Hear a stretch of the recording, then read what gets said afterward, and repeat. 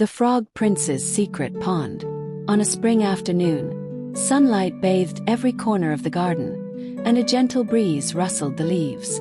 In this peaceful moment, the magical cat Mimi was strolling through the yard.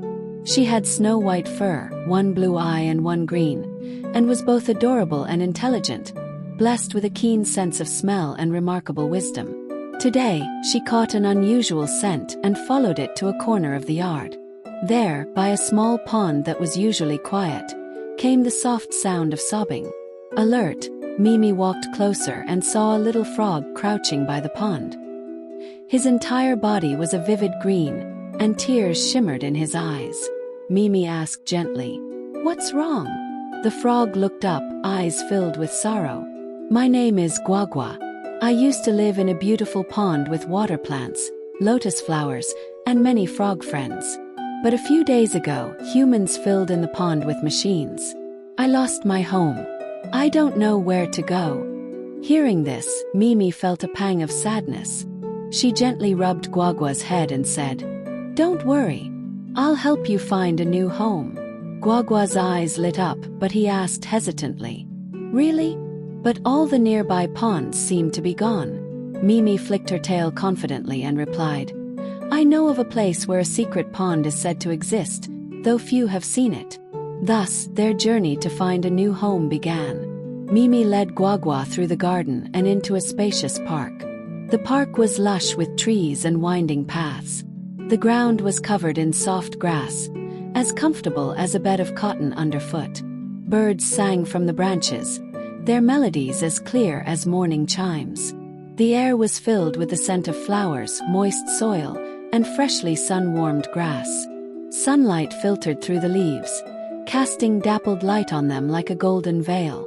Guagua looked at the vibrant scenery and smiled. "It's so beautiful here." But his smile quickly faded and he lowered his head. "But there's no pond." Mimi shook her head. "Don't worry, this is just the first stop on our journey." They passed through a flower garden and came to a vegetable patch rich with the earthy aroma of soil, where they met an old turtle named Slowpoke. He was aged but wise. After hearing Mimi's request, he spoke slowly. "I remember a very old pond deep in the forest, said to be the home of the Frog Prince. But to reach it, you must pass through the misty path, which is not easy." Mimi and Guagua exchanged glances and stepped forward without hesitation, heading for the misty path. The misty path was shrouded in thick fog, with visibility reduced to mere feet. They could only move forward by following each other's voices. The fog wrapped around them like clouds of cotton, blocking out the sky. Suddenly, Guagua slipped on a slick stone and nearly fell. Mimi quickly reached out with her paw and caught him. They paused, their hearts pounding in the silence. "Are we lost?" Guagua whispered. "Don't be afraid. Follow my voice," Mimi replied calmly.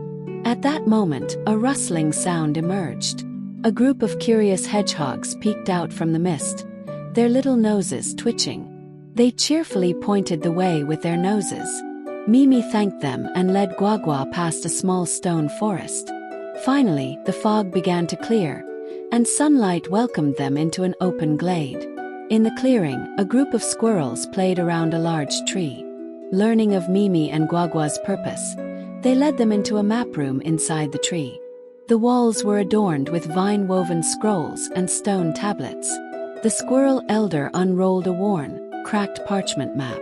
Delicate drawings of trees and rivers filled the page, annotated with ancient writing. He pointed to a golden-marked spot.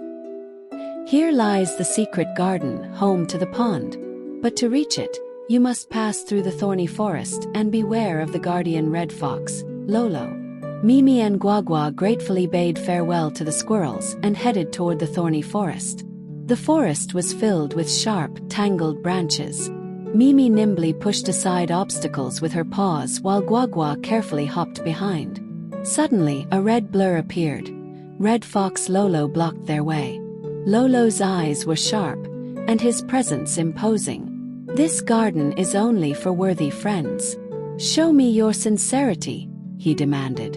Mimi stepped forward without fear and told the story of Guagua's lost home, expressing her wish to help a friend find peace. Lolo listened in silence. His gaze softened and he said, "You've touched me with your sincerity. Follow me." He led them through a wall of blooming flowers, and the view opened up magnificently. The garden was filled with vibrant flowers and fluttering butterflies. A winding stream flowed through, its water clear and shimmering. Along the stream's path lay a peaceful pond, sparkling with silver light, surrounded by soft moss and white daffodils.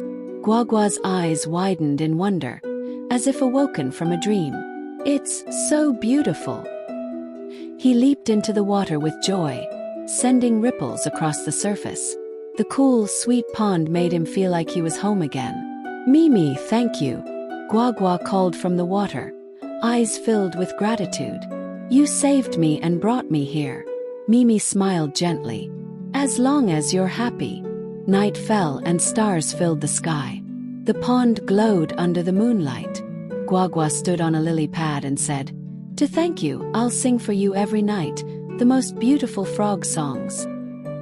He began to sing, his voice clear and enchanting like wind chimes in the night.